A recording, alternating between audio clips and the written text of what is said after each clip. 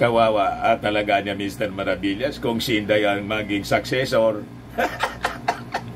Ang strategy po ng China sa pakikipagsabuatan po ay para pabulukoy na lang po yung Sierra Madre.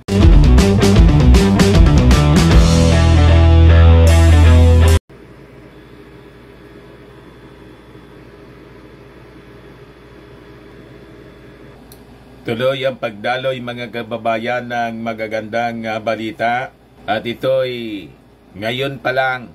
Sabi dyan mga kababayan, just now, Presidential Communications Office, PESA reports 2.8 billion investment approvals, almost half of which came from PBBM's foreign trips. Paya na naman na niya Mr. Maravillas yung mga tagahanga ni Kentucky. Tostado na naman po. Hindi umubra yung mga propaganda. Yung sinasabi ng kanilang patron na sige lang ang pasyal-pasyal ng ating Pangulong Bongbong Marcos. Kita ninyo ang resulta. Napakaganda ng resulta mga kababayan. Nainggit man lang niya Mr. Maravillas kasi si dating Pangulong Digong kasi siya hindi makapagpasyal-pasyal. Wala man mag-imbita sa kanya mga kababayan na maraming bansa kasi palaaway. Lahat na lang inaaway niya. Ang kaibigan niya si Xi Jinping tapos si Putin.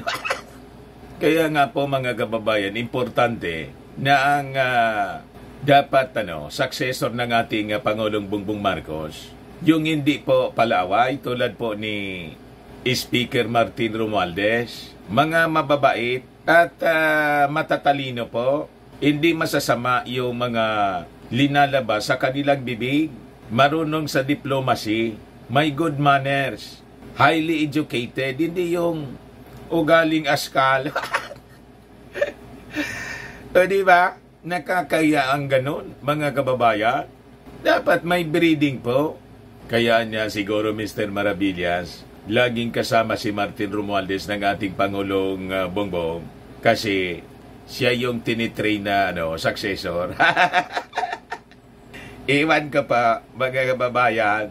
Ako, tingin ko, kasi siyempre, kailangan yung mga legislation that will support the, yung agenda ng ating Pangulong Bongbong Marcos. Kaya yan, laging kasama po si Martin Romualdez. Kaya lang po, binibigyan ng mali siya ng mga insecure.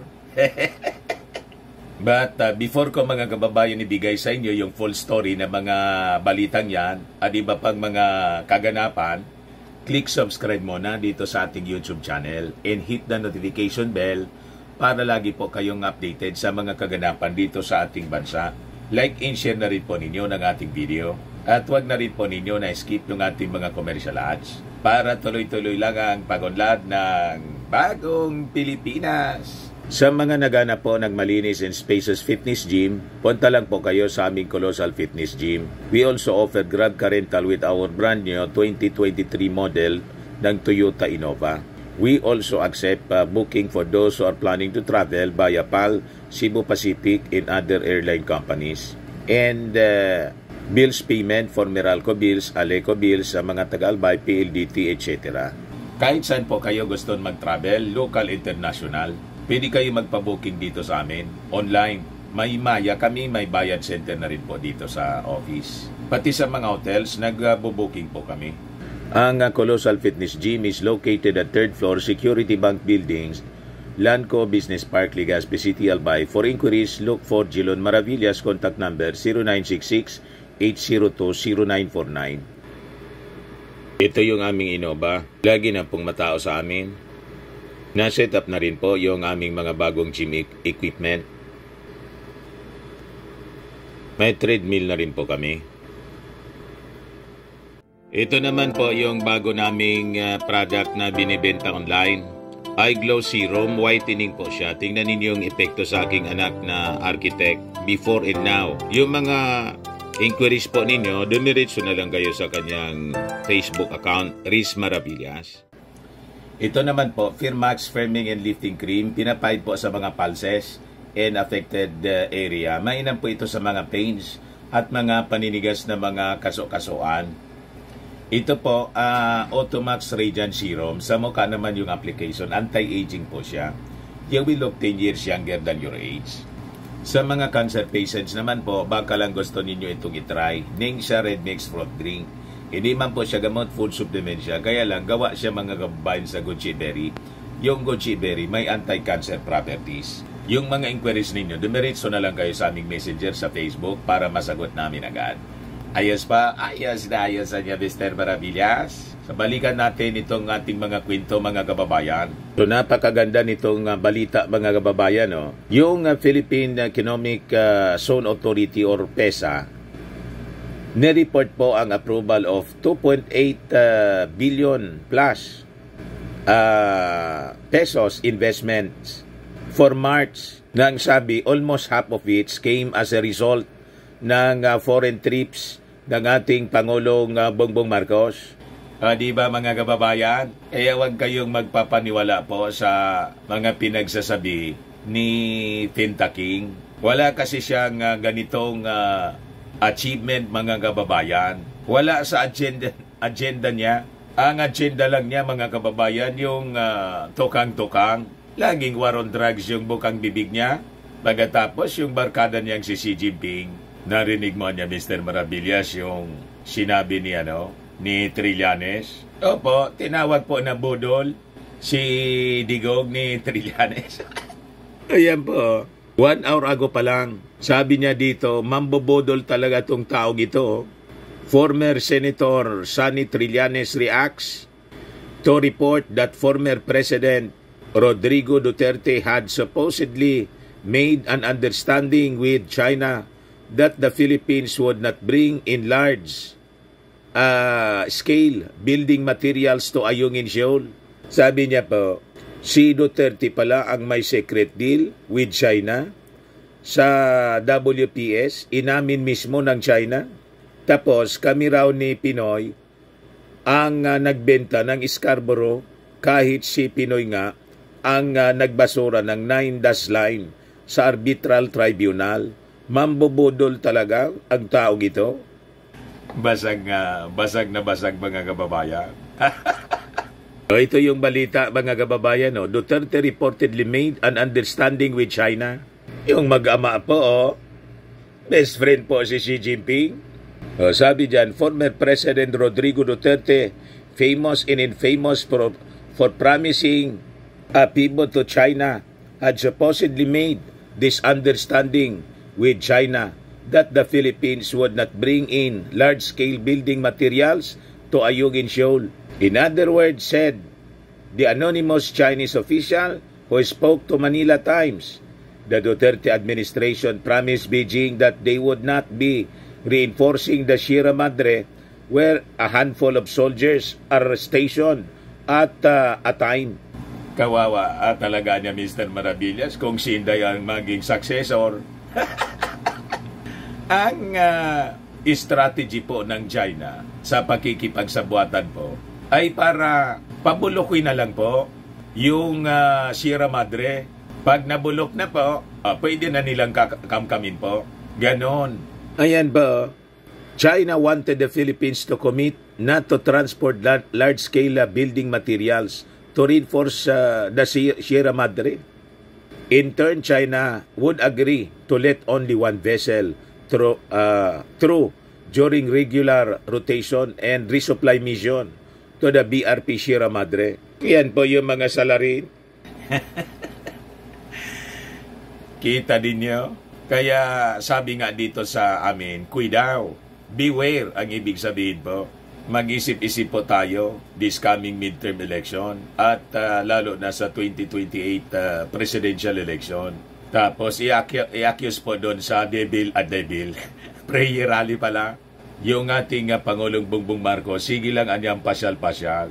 Sige ang pasyal po sa ibang bansa para humingi ng support para sa West Philippine Sea at para maganap ng mga investments na ngayon po nagkakabunga na po.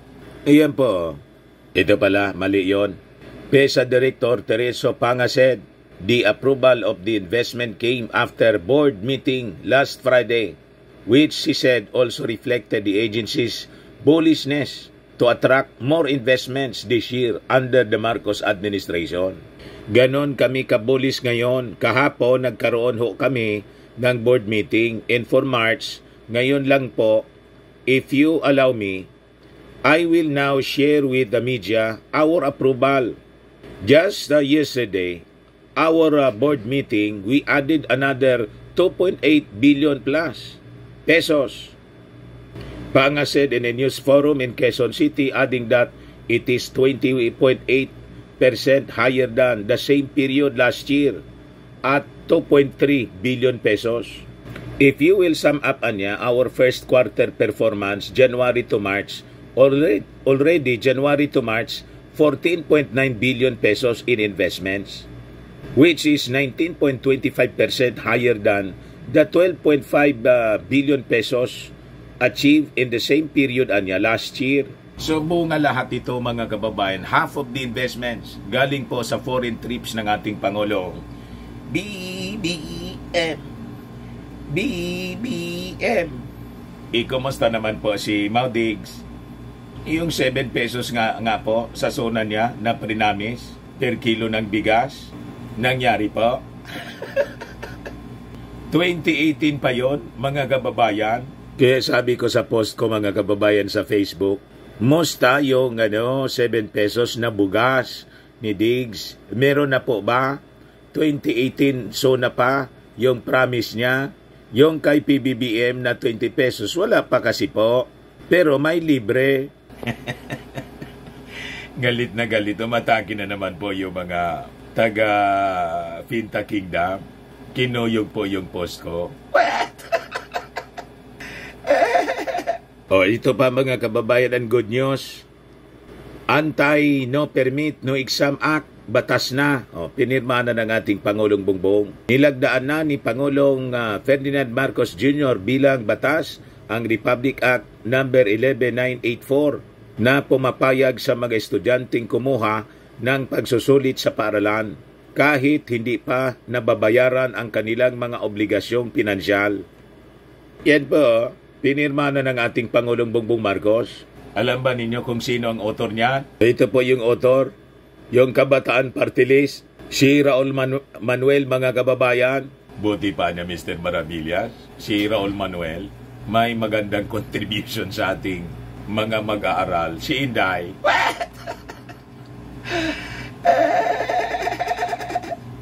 Ang contribution po ni Inday, yung nadagdag na vocabulary, tambalos-los, at saka yung duck hair clip, pinaintulutan niya.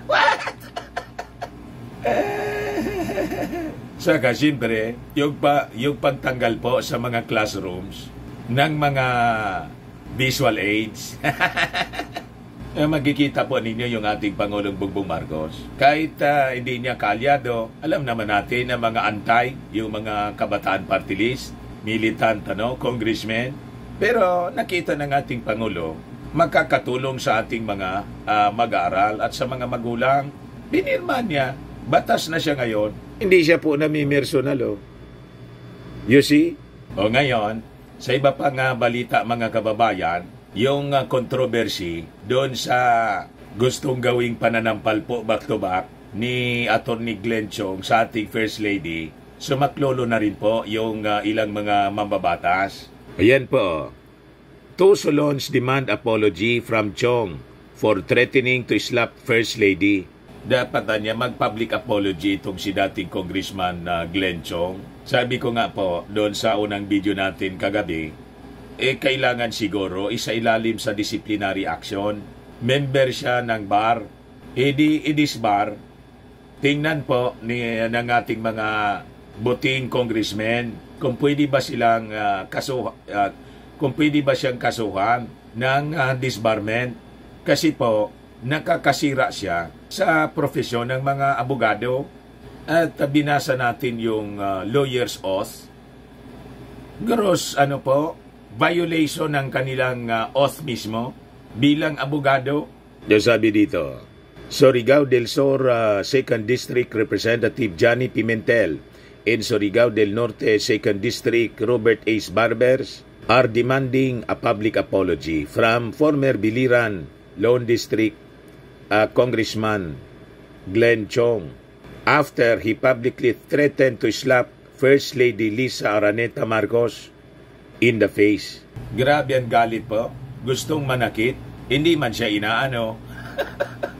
Talaga niya may mga diferensya talaga. Mr. Maravillas. Yun nga po, hindi natin maintindihan yung pinag-uugutan ng kanyang galit. Ang duda po ng mga netizens, ini-expect niya kasi tumulong siya during the campaign. Ini-expect niya mga kababayan na ma-appoint siya. Siyempre, bina-crown check siguro po kung ano yung pagkatao ni Glenn Chong. Butaw po, bukya, hindi na-appoint. Ayun, umuusok po palagi. Kasama yung mga anti-Marcos vloggers, mga kababayan. Sige pa interview. Yung mga dating Marcos supporters, nagsama-sama po sila sa paninira sa ating Pangulong Bongbong at sa First Family. O, ito po si Pimentel at saka si Congressman Pimentel and si Ace Barbers. Johnny Pimentel po. So sabi dito, yes, I saw the video clip and I denounce his disrespect to the First Lady, sabi po ni Pimentel. We demand niya a public apology for Chong. Sabi naman po ni Barbers, that is conduct unbecoming niya of a gentleman. Women's Month pa naman. Chong should apologize. Yon mga kababayan, ang mga developments ng balita ngayon. Sabi ko nga po, yung ating Pangulong Bongbong and the First Lady, hindi man sila po pinapatulan. Sanay na sa panlalait, pananakot at kung ano-ano pa na pagmamalupit na inyo na lang po yung mga Marcos. Ayan man lang po mga kababayan. Ako po si Dante Maravillas. Bye-bye. God bless.